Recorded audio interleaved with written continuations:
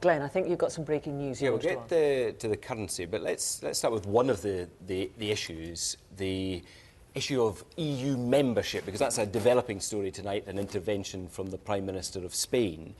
He said, amongst other things, that EU entry would need to be approved by all 28 member states. That's not something you would disagree with, John Swinney. What we've set out in the document is the process and the manner by which Scotland would move from being part of the European Union as part of the United Kingdom to being within the European Union as an independent state. And we've set that out under the principle of the continuity of effect, which would enable us to argue for an amendment to the treaty under Article 48. Now, where we absolutely... Just on this first point, just on the first point, you accept that such an amendment would need to be approved by the parliaments of all 28 member states. That's non-controversial now in your position. That's the point that I was going on to agree with the Spanish Prime Minister about, that there is the requirement for that treaty amendment to be agreed by all of the member states. And we've got to take this debate, Glenn, on to, well, what would be the dynamics and the circumstances of that? Because Scotland is already a participant in the European Union. Our law is fully compliant with the European Union.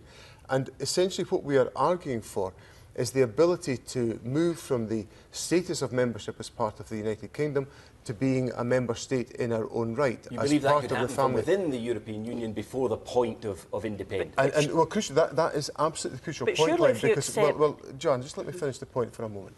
That's the crucial point, because Scotland is currently a member of the European Union. We're not an aspiring or a membership applicant. We are in the European Union by virtue of our membership of the United Kingdom, and we have within Scotland are citizens of the European Union with all the rights. Let me just put the other part of Mariano Rajoy's quote to you. He says that if part of a member state becomes independent, it would be left out of the European Union.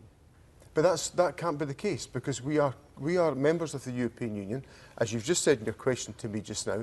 Once Scotland votes for independence, a yes vote in September 2014, so he's wrong. We remain still within the European Union, and the day of independence doesn't happen until 2016. So he's just got it wrong. So we are doing this from within the European Union as part of our membership of the European Union by virtue of our participation within the United Kingdom. But the problem is, this is not a commentator on events. This is somebody who would participate and have a vote.